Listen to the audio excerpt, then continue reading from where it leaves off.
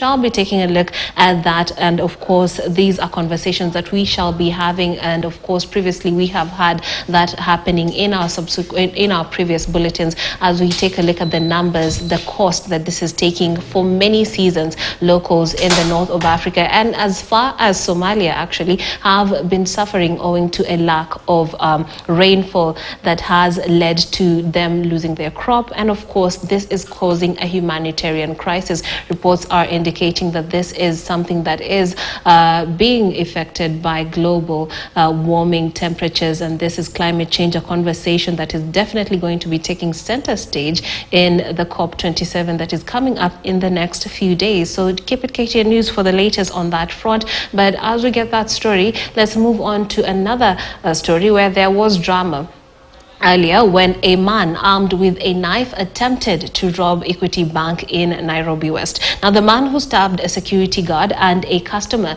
inside the banking hall was shot dead by police and in the 9 a.m. incident. Now, the bank's operations manager raised the alarm after the suspected robber threatened her, prompting police officers to shoot the suspect, killing him on the spot. Now, the customer and security officer who were injured were rushed to the Nairobi West Hospital for treatment. The bank was cordoned off for several hours as police launched investigations into the incident. Now, police also impounded 2 motorbikes suspected to have been part of the getaway plan.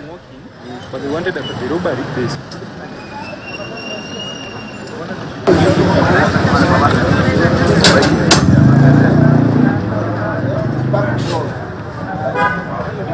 Our officers who were guarding the bank were able to get into the banking hall, and at that time asked the assailant to surrender and drop the knife, but he didn't, and in the process he charged